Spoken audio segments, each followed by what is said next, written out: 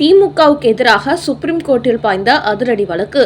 இப்படியா தமிழ்நாட்டு மக்களை கெடுப்பது? இது போன்ற தேர்தல் அரசியலை செய்யாதீர்கள். பிரமாண பத்திரம் தாக்கல் செய்யுமாறு மு.க. ஸ்டாலினுக்கு போட்ட அதிரடி உத்தரவு. வணக்கம் நண்பர்களே.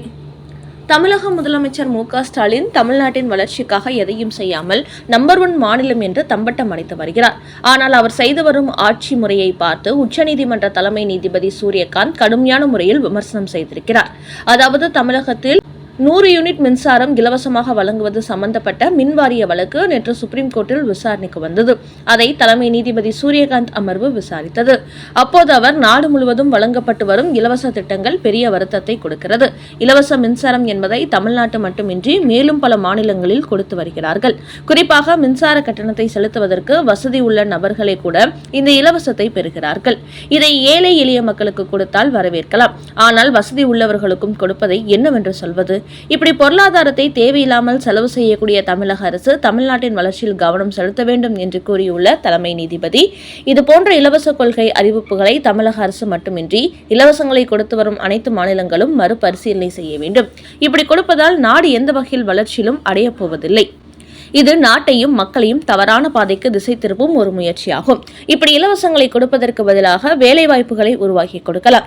அப்படி செய்தால் தங்களது தேவைகளை அவர்களே நிறைவேற்றிக் கொள்வார்கள்.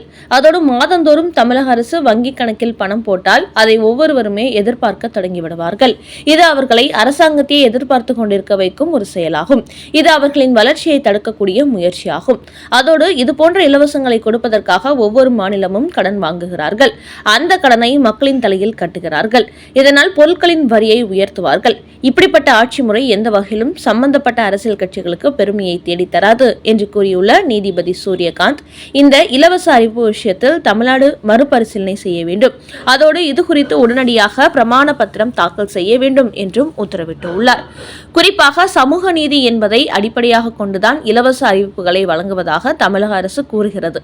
இலவச பேருந்து பயணம் தொடங்கி மாதந்தோறும் இலவசமாக பணம் கொடுப்பது, மகளிருக்கு இலவச ஸ்கூட்டர் கொடுப்பது, பள்ளிகளில் இலவச உணவு கொடுப்பது போன்று எதிர்காலத்தில் வீடுகளுக்கு 3 வேளையும் உணவுகளை கொடுக்கும் அறிவிப்புகளை கூட வெளியிடுவீர்கள். இப்படி செய்தால் எதற்காக மக்கள் உழைக்க வேண்டும்? அந்த எண்ணமே இல்லாமல் போய்விடும். தேடுதல் முயற்சி எதுவும் இல்லாமல் மக்கள் சோம்பேறியாகி விடுவார்கள். அதோடு இப்படி இலவசங்களை வாரி வழங்கும் மாநில அரசுகள் தங்களிடம் உள்ள நிதியை வைத்து இதை செய்வதில்லை. இதற்காக பல லட்சம் கோடிகளை ரிசர்வ் வங்கியில் கடனாக வாங்குகிறீர்கள். கடன் வாங்கி எதற்காக இலவசங்களை கொடுக்க வேண்டும்?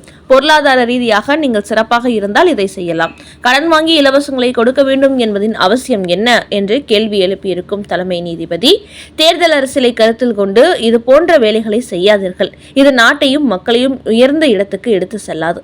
நாட்டின் வளர்ச்சியை தடுக்கவே செய்யும். இது போன்ற இலவசங்கள் மாநிலங்கள் கடன்கார மாநிலம் ஆகிவிடும்.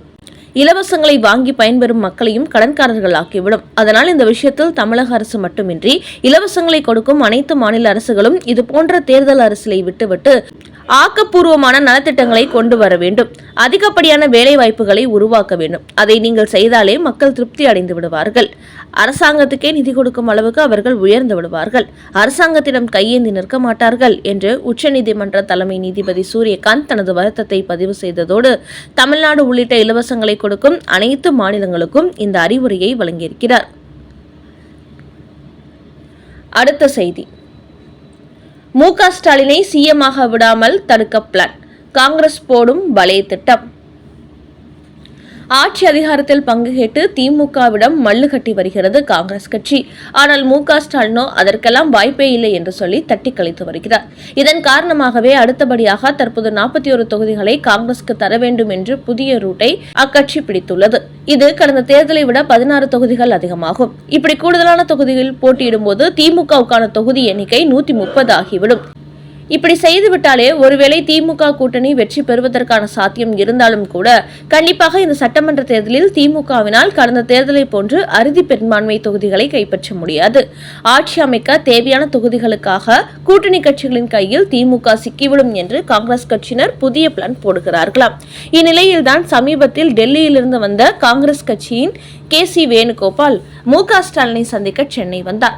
ஆனால் காங்கிரஸ் கட்சியினர் பலே கில்லாடிகள் என்பதை புரிந்து கொண்ட MK ஸ்டாலின் 41 தொகுதி கேட்டு நமக்கே செக் வைக்க திட்டமிடுவதால் இப்போது 41 தொகுதி கண்டிப்பாக தரமாட்டோம் என்று முரண்டு பிடித்து வருகிறாராம். இப்படி காங்கிரஸ் கட்சி பிளான் B ஐ கையில் எடுத்துவிட்டதினால்தான் சமீபத்தில் MK ஸ்டாலினை சந்திக்க அக்கட்சியின் KC வேணுகோபால் சென்னை வந்தபோது தனக்கு பல முக்கிய பணிகள் இருப்பதாக சொல்லி அவரை சந்திக்கவே மறுத்துள்ளார் MK ஸ்டாலின். அதோடு திமுகவை கடுமையாக விமர்சிக்கும் பிரவீன் சக்கரவர்த்தி, மாணிக்கம் தாகூர் மீது காங்கிரஸ் மேலிடம் நடவடிக்கை எடுக்காதது ஏன் என்று கேள்வி எழுப்பியுள்ளார். இப்படி இதுவரை டெல்லிக்கு கனிமொழியை அனுப்பி கூட்டணி பேசிய MK ஸ்டாலின் இப்போது டெல்லியிலிருந்து காங்கிரஸ் புலிகள் சென்னைக்கு வந்தபோதும் அவர்களை சந்திக்காமல் கூடுதல் தொகுதி இந்த விவகாரத்துக்கும் ஒரு முடிவு கட்ட வேண்டும் என்பதற்காகவே இப்படி அவர்களை சந்திக்க மறுப்பதாகவும் தகவல்கள் வெளியாகியுள்ளன. அந்த வகையில் எந்த வகையிலும் கூட்டணி ஆட்சி என்ற விவகாரத்தில் தனக்கு கூட்டணி கட்சிகள் நெருக்கடி கொடுத்துவிடக் கூடாது என்பதற்காகவே இந்த தேர்தலிலும் காங்கிரஸ் கட்சிக்கு கடந்த தேர்தலை போன்று 25 தொகுதி மட்டுமே கொடுக்க வேண்டும் என்ற திட்டவட்ட முடிவில் இருக்கிறாராம் ஸ்டாலின். இதன் காரணமாக தொடர்ந்து காங்கிரஸ் திமுக கூட்டணி டீல் என்பது இழுபறியிலேயே உள்ளது. அடுத்த செய்தி, சட்டமன்ற தேர்தலில் மக்களை சந்திக்கப் போவதில்லையாம் விஜய், வீடியோ பிரச்சாரம் செய்ய திட்டமாம், புலம்பும் தாவேகா நிர்வாகிகள். தமிழக வெற்றி கழக தலைவரான விஜய் விக்கிரவாண்டி, மதுரை மற்றும் திருச்சி, திருவாரூர், நாகப்பட்டினம், அரியலூர், நாமக்கல், கரூர், ஈரோடு, சேலம் போன்ற மாவட்டங்களில் மட்டும்தான் இதுவரை பிரச்சாரம் செய்துள்ளார். அடுத்தபடியாக வேலூரில் பிரச்சாரம் செய்ய போகிறார். ஆனால் இதுவரை தமிழ்நாட்டில் உள்ள 27 மாவட்டங்களுக்கு அவர் பிரச்சாரம் நடத்த செல்லவே இல்லை. இதற்கிடையில் வருகிற மார்ச் முதல் வாரத்தில் சட்டமன்ற தேர்தல் தேதி அறிவிக்கப்பட உள்ளது.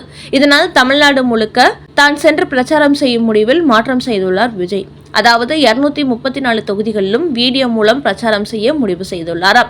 வேட்பாளர் பட்டியல் அறிவிக்கப்பட்ட பிறகு ஒவ்வொரு தொகுதி வேட்பாளரின் பெயரையும் சொல்லி அந்த தொகுதி பிரச்சனைகளை தனித்தனி வீடியோவாக அவர் வெளியிடப் போகிறாராம். ஆனால் இப்படி தங்கள் தொகுதிக்கு நேரில் வந்து மக்கள் மத்தியில் பிரச்சாரம் செய்யாமல் வீடியோ அனுப்பி விஜய் பிரச்சாரம் செய்ய திட்டமிட்டிருப்பது அக்கட்சியின் நிர்வாகிகள் மத்தியில் அச்சத்தை ஏற்படுத்தியிருக்கிறது.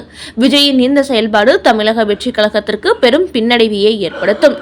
அனைத்து கட்சி தலைவர்களும் தங்களது வேட்பாளர்களை ஆதரித்து ஊர் ஊராக சென்று பிரச்சாரம் செய்யும் போது இவரோ வீடியோ அனுப்பிவிட்டு வீட்டில் உட்கார்ந்து கொள்வேன் என்று கூறுவது எந்த வகையில் சரியாகும்? அதிலும் இதுவரை இவர் தமிழ்நாடு முழுக்க சென்று பிரச்சாரம் செய்யவே இல்லை. முக்கிய மாவட்டங்களுக்கு மட்டும் சென்றுவிட்டு திரும்பிவிட்டார். இவர் இல்லாமல் கட்சி நிர்வாகிகள் மக்களை சந்தித்து தேர்தல் பிரச்சாரம் செய்தால் அது மக்கள் மத்தியில் எப்படி எடுபடும்? விஜய் எடுத்துள்ள இந்த முடிவு தமிழக வெற்றி கழகத்திற்கு தேர்தலில் பெரும் பின்னடைவை ஏற்படுத்தும். டெபாசிட் கூட கிடைக்காத நிலைமைதான் ஏற்படும் என்று தமிழக வெற்றி கழக நிர்வாகிகள் புலம்புகிறார்கள். சட்டசபையில் துரைமுருகன் இருக்கையில் அமர்ந்து அன்பில் மகேஷ் பொய்யாமொழி. முதலமைச்சர் MK ஸ்டாலினை பொறுத்தவரை தனக்கு பிறகு தனது மகன் உதயநிதிதான் என்ற முடிவுக்கு வந்துள்ளது. சீனியர்களை ஓரம் விட்டுவிட்டு உதயநிதிக்கு அனுசரணையாக நடந்து கொள்ளும் இளைஞர்களுக்கு முக்கியத்துவம் கொடுக்க தொடங்கியுள்ளார். அந்த வகையில் தற்போது அமைச்சர் துரைமுருகன் உடல்நலம் பாதிக்கப்பட்டு சிகிச்சையில் இருந்து வருகிறார். அதனால் இன்றைய தினம் சட்டசபையில் துரைமுருகனின் இருக்கையில் அமைச்சர் அன்பில் மகேஷ் பொய்யாமொழி அமர்ந்துள்ளார். குறிப்பாக MK ஸ்டாலினுக்கு அடுத்த இடத்தில் இதுவரை மூத்த அமைச்சரான துரைமுருகன் தான் அமர்ந்திருந்தார். அவருக்கு பிறகு உதயநிதி அமர்ந்தார். ஆனால் இன்றைய தினம் MK ஸ்டாலினுக்கு அடுத்த இடத்தில் அன்பில் மகேஷ் பொய்யாமொழி, அதன் பிறகு உதயநிதியும் அமர்ந்திருக்கிறார்கள். அதோடு துரைமுருகன் போன்ற சீனியர்கள் வரவில்லை என்றாலும் அவர்களிடம் அப்படியே காலியாகத்தான் இருக்கும். ஆனால் MK ஸ்டாலினை பொறுத்தவரை உதயநிதியின் நண்பரான அன்பில் மகேஷ் பொய்யாமொழிக்கு கூடுதல் முக்கியத்துவம் கொடுக்கிறார். அதன் காரணமாகவே தற்போது துரைமுருகன் உடல்நலம் பாதிக்கப்பட்டிருப்பதால் அவரது இடத்துக்கு அன்பில் மகேஷ் பொய்யாமொழியை கொண்டு வருவதற்கு திட்டமிட்டு வருகிறாராம். அதன் காரணமாகவே தற்போது துரைமுருகன் உடல்நலம் பாதிக்கப்பட்டிருப்பதால் அவரது இடத்துக்கு அன்பில் மகேஷ் பொய்யாமொழியை அடுத்து கொண்டு வருவதற்கு திட்டமிட்டு வருவதாகவும் திமுக வட்டாரங்களில் கூறுகிறார்கள்.